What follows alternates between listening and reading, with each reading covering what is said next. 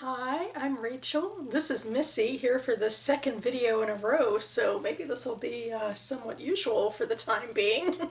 Anyway, I'm here for my Friday Reads video for June 14th, 2019. It's been kind of a weird reading week for me. I don't know, I have up and down feelings about the books.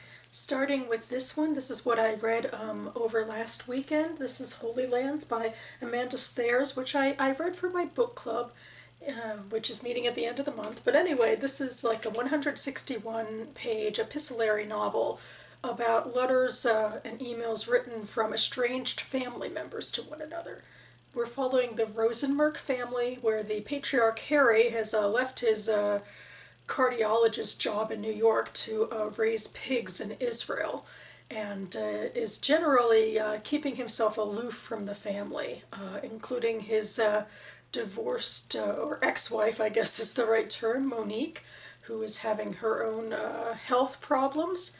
And then there's his son David, who is a gay playwright and whom he is estranged from because of his homosexuality.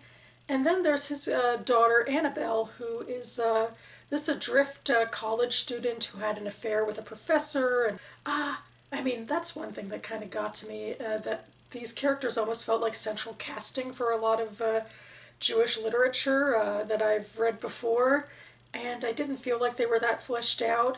And I guess I'm debating in a way if that was the point because of the estrangement that's present between these characters, or if maybe I'm thinking too much about this because it's supposed to be a little more lighthearted and funny, and I always have issues with lighthearted, funny books because I take myself too seriously. I don't know. I thought a lot about letters and how important they were to relationships, especially in ye olden days when people couldn't see each other in person as much. But most of these letters, didn't have that depth to them. I think a lot of them were kind of cliche even, I don't know. A lot of them were emails too, which, is a completely different feeling. There was stuff that just, even though they were estranged, I thought would more logically take place in person, but it didn't because of the demands of her style, of the epistolary style.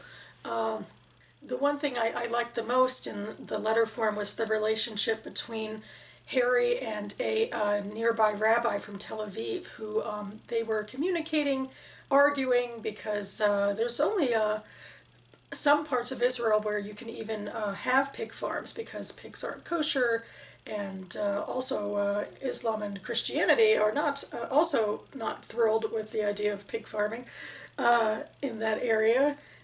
So this relationship between the rabbi and Harry starts out really contentious, but then it shifts into more of a friendship, and they still disagree, but they have talks, and they're philosophical, and they're religious, and they're about politics and about identity. And that's, it got closer to the sort of letter writing that, actually had some meat on the bones and was meaningful, and there were intriguing quotes that I thought about even in it. But in terms of the letters between family members, I didn't really feel much for it.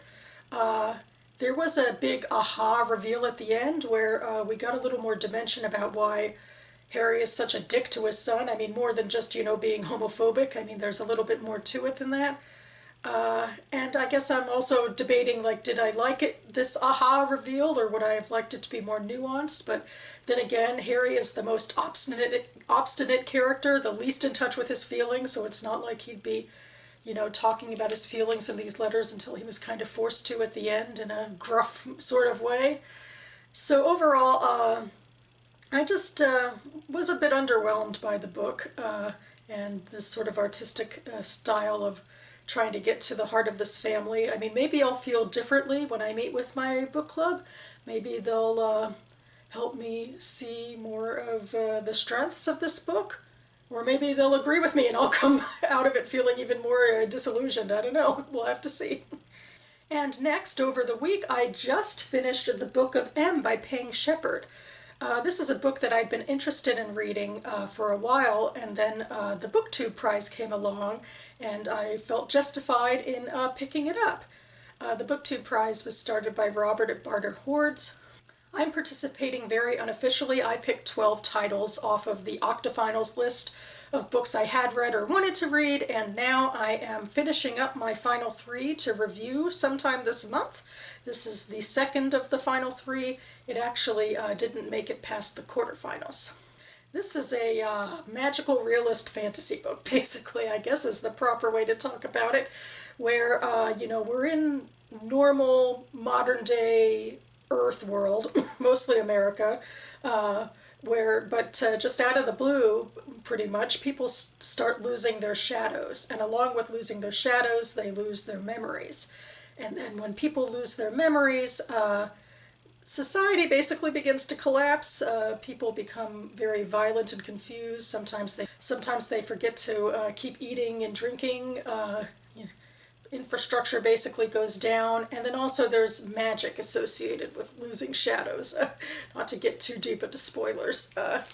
I guess I was frustrated really by this book. I love literary fiction, but sometimes the science fiction and fantasy reader in me wants to say, stay out of the genre, because, there's no rhyme or reason to it, to any of this magical world building. And I'm not entirely sure what the point of it all is, really, even thematically. I mean, at the end of the story, when things are wrapping up, I'm not sure exactly what overarching message Shepard is trying to convey, and if it really is all that transcendent, which is a phrase I use a lot, which makes me kind of chuckle because it also describes a group of people in the book. And yet, as I was reading it, I was engrossed in the characters and their situations, even though I don't think the characters were all that memorable. And maybe even the shadowed ones, I think, mostly existed in the present, although maybe that's understandable because, we're an apocalyptic world here, and, we don't have enough time to think about who we are as people when we're struggling for survival.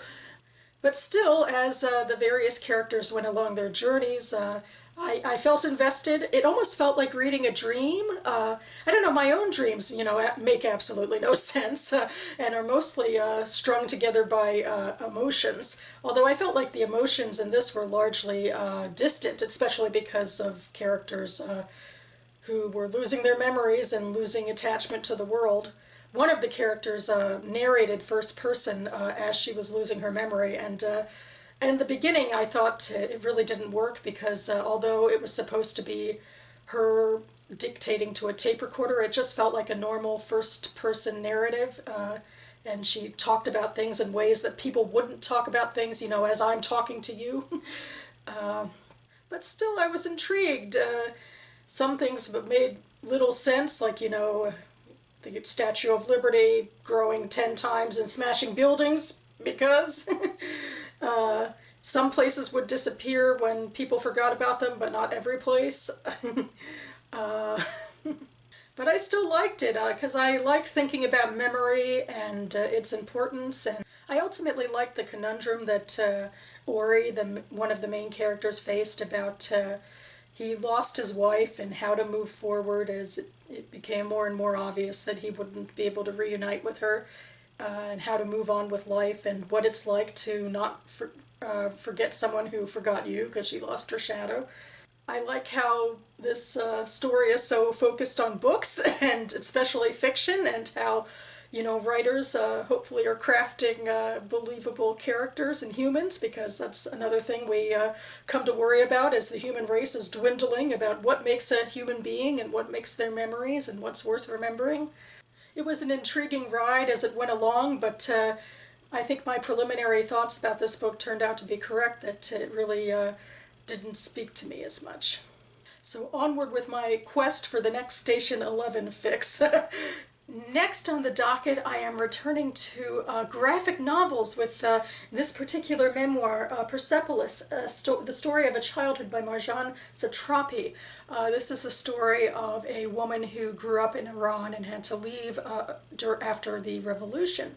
I got this book for free, actually, last September when the DC Public Library did an uncensored book hunt for 6 titles of banned books that had been banned in the US or elsewhere.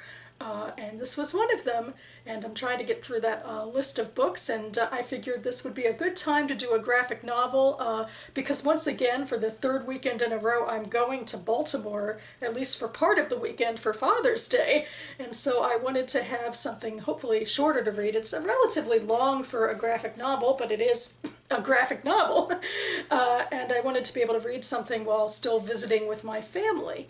So yeah, next week I hope to share my thoughts. This is the second graphic memoir I would have read this year. The other one I also got from Uncensored DC, and so I will review and show pictures next time. That's my hope. And speaking of Father's Day, this is the book that I got for my father, which I showed recently on this channel because it was the last book that I read for my book club, which I enjoyed much better than the book I showed you earlier in this video. This is The Foxhunt, a memoir of Yemen and my Odyssey to America by Mohammed al-Samawi. This is the memoir of a young man from Yemen who was raised basically within his society to hate Jews and Christians and blame the West for a lot of problems, and then through a series of circumstances he's able to meet Jews and Christians and read the Bible and realize that maybe people aren't so different after all, and the idea of interfaith dialogue is a good thing, something that put him in danger in Yemen, beyond the fact that Yemen was devolving into civil war. And luckily, his contacts with interfaith people from abroad were able to get him out of the country, because he was in the midst of some of the earliest fighting.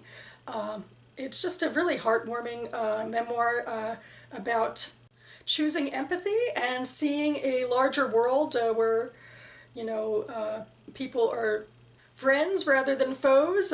Maybe I'm being a little moralistic, but it's also a bit of a thriller, especially in the second half, as his friends are racing around the clock to get him out of a war zone. And I was talking to my dad about it on the phone as I was reading it, and he sounded intrigued, so I hope that he will like it. So that about covers it for me now. I will be back very soon to do the mid-year book tag. I've been seeing it start to crop up a bit on BookTube, and I've had it in my mind since last year, really. I saw two of them go around. I think most notably on Laura Frey's channel. So I will link that video down below where she took two of the tags and put them together, and I thought that would be cool, so I'm going to try to do that as well within the next couple of days. And I still have a book tag that I was tagged in that's looming over my head. I will be getting to that, I just got to plan it out. So you should be seeing more of my face this week, and maybe more of Missy's face too, we can only hope. Thanks so much for watching, everyone, and I'll see you next time.